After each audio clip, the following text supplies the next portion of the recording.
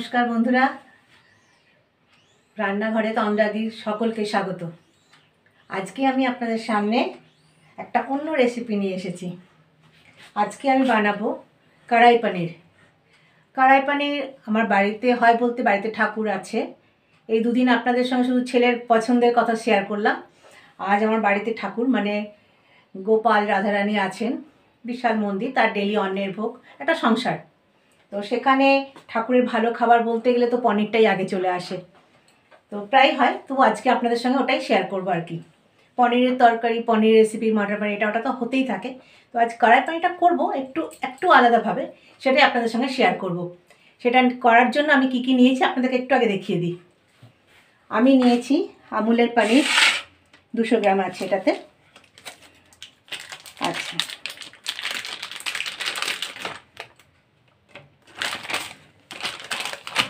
আর নিয়েছি আমি একটা টমেটো, 2টো কাঁচা লঙ্কা, একটু আদা, একটা ক্যাপসিকাম আর একটু কাজু।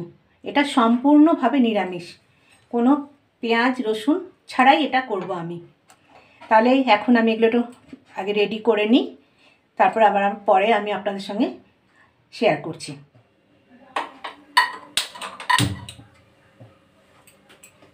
এবারে আমি টমেটো, আদা, কাঁচা লঙ্কা সব আমি এগুলো কেটে নিয়েছি। এবার আমি এগুলো একটু তেলে ফ্রাই করব।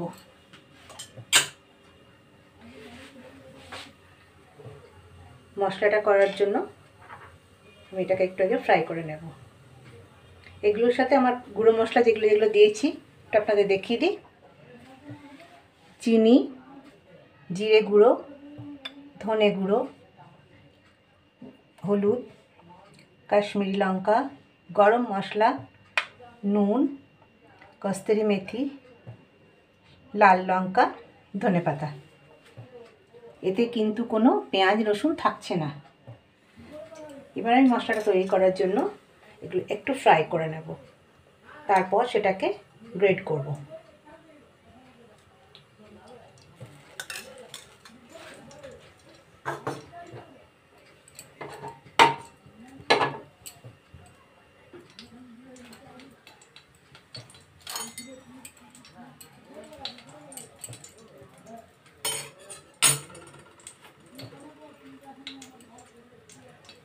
তেল গরম হয়ে এসছে,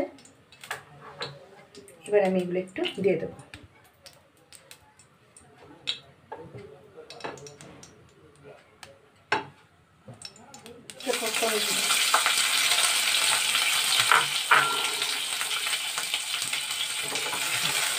এগুলো সামান্য একটু ফ্রাই করে নেব।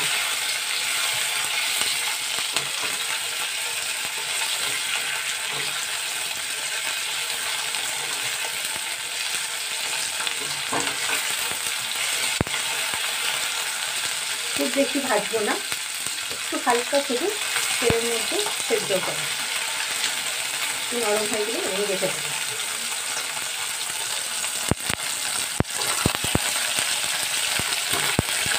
ক্যাপসিকাম, টমেটোর কালার পাল্টে যাচ্ছে, এবার আমাকে এগুলোকে তুলে নিতে হবে।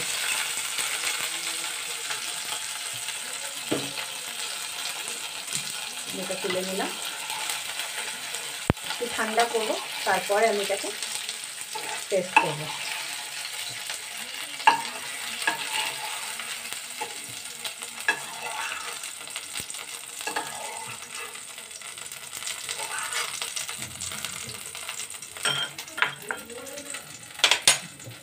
এবার আমি আরেকটু এতে 2 চামচ তেল দিয়ে দেবো।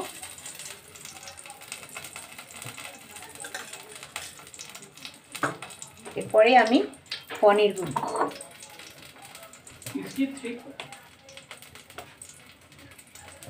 পনিরের মধ্যে আমি একটু দিয়ে দেবো নুন, সামান্য একটু নুন দেবো, আর দিয়ে দেবো একটু হলুদ, আর দিয়ে দেবো আমি একটু কাশ্মীরি লঙ্কা। তারপর এটাকে একটু মিক্স আপ করবো। ততক্ষণে আমার তেলটা গরম হয়ে গেছে। পনির কিন্তু খুব বেশি ভাজবো না, তাহলে কিন্তু চিমড় হয়ে যায়, শক্ত হয়ে যায়, পনিরের স্বাদ চলে যায়। পনিরগুলো আমি দিয়ে দিচ্ছি।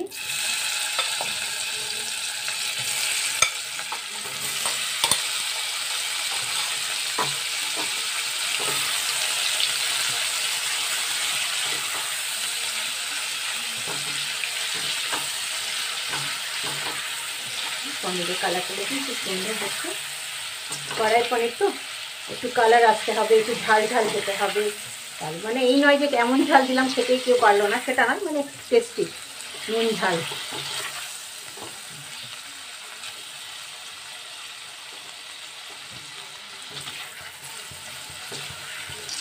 পনির আমার হয়ে গেছে।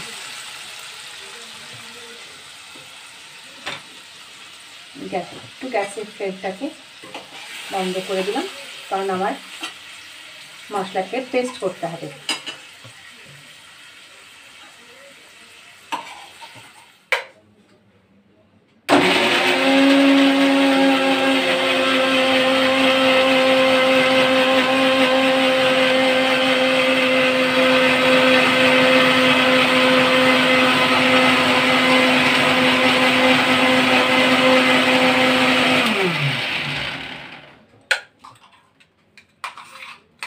পেস্টের কালারটা দেখুন কি সুন্দর।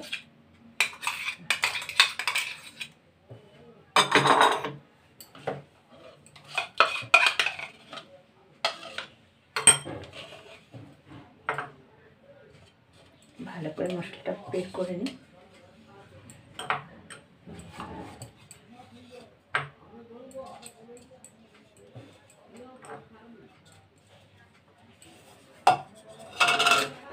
এটাতে সামান্য একটু জল দেব।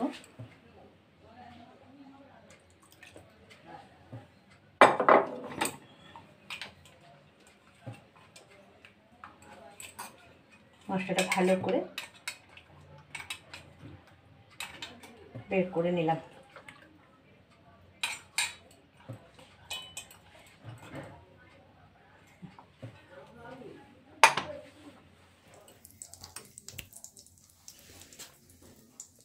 এরপরে আমি টমেটো,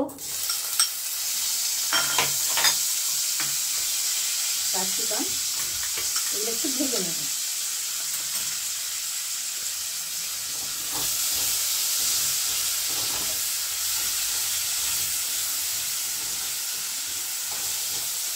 কিছুটা তো আমি ভেজে গ্রেড করে নিয়েছি, আর কিছুটা আমি তেলের মধ্যে ফ্রাই করে নেব।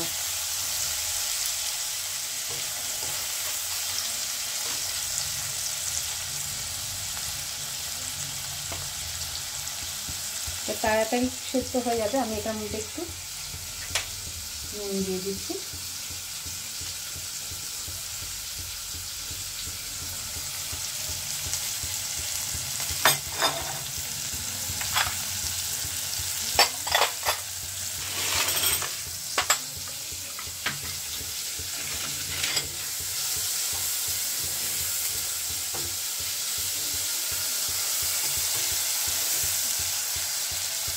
ক্যাপসিকাম টমেটো একটু নরম হয়ে এলে আমি পেস্টটা দেবো।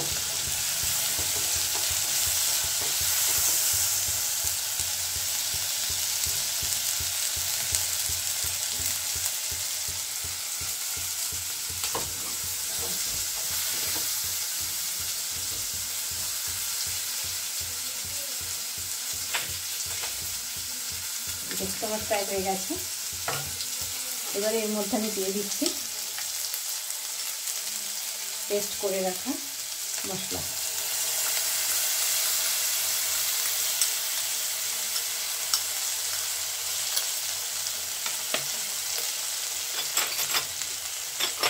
এবারে এর মধ্যে দেব আমি একটু হলুদ গুঁড়ো,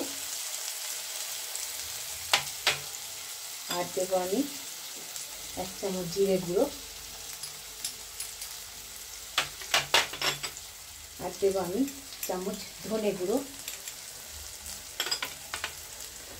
আর তাতে দেবো আমি 1 চামচ গরম মশলা গুঁড়ো, 1 চামচ চিনি, সামান্য একটু লঙ্কা গুঁড়ো স্বাদ অনুসারে দিতে হবে, আর দিয়ে দিচ্ছি আমি কাশ্মীরি লঙ্কা।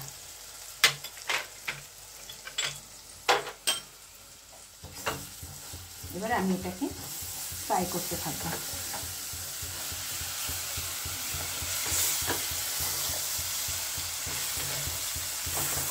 এটা তেল ছাড়া পর্যন্ত এটাকে আমি একটু ফ্রাই করব।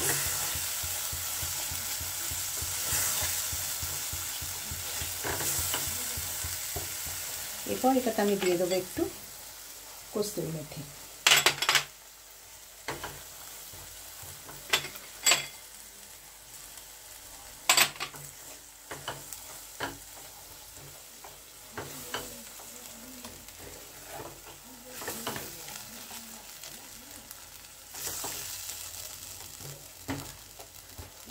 আমার সম্পূর্ণ ভাজা হয়ে গেছে এটা। এবার এটাতে আমি একটু সামান্য জল দিয়ে দেবো। তেল বেরিয়ে আসছে মশলার থেকে।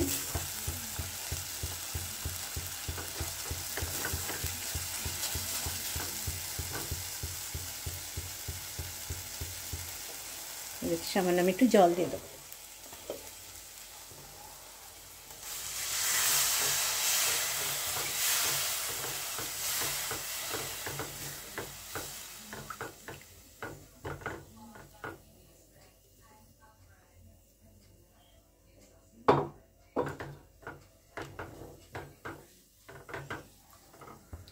মশলা ভালো করে ফুটে এলে তারপর আমি তাতে পনিরটা দিয়ে দেবো।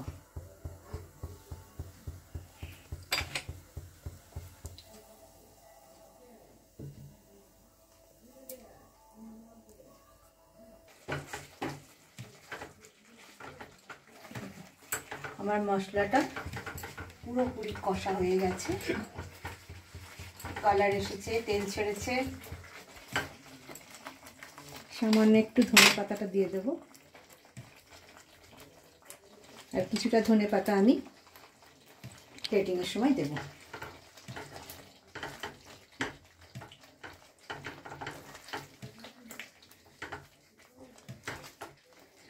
এরপর আমি পনিরগুলো মিশিয়ে দিচ্ছি।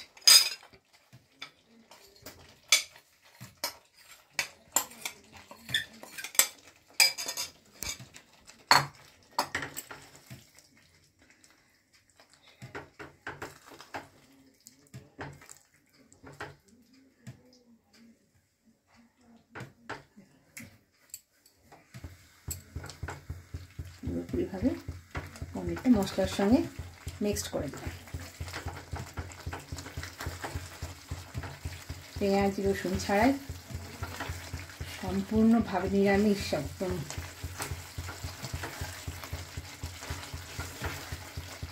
যারা একেবারে পেঁয়াজ মাছ মাংস তো যেমন তেমন পেঁয়াজ রসুনও খান না, তাদের জন্য তো খুবই ভালো। ঠাকুরের তো আমাদের লাগেই, আমি করেই থাকি।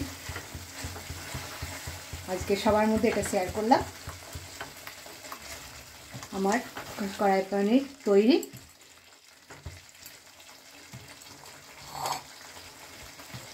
আমি কড়াইটাতেই ঢালছি।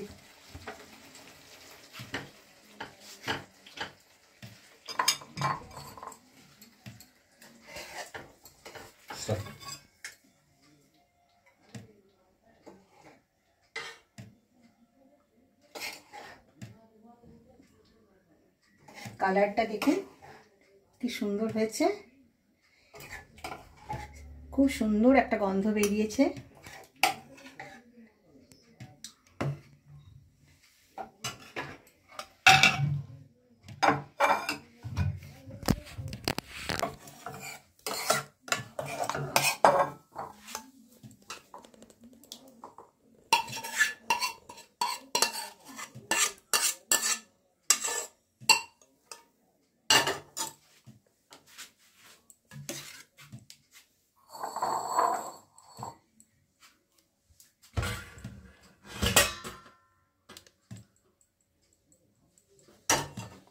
এতে আমি একটু ধনে পাতা দিয়ে দিচ্ছি। বেশ, আমার কড়াই পনির তৈরি।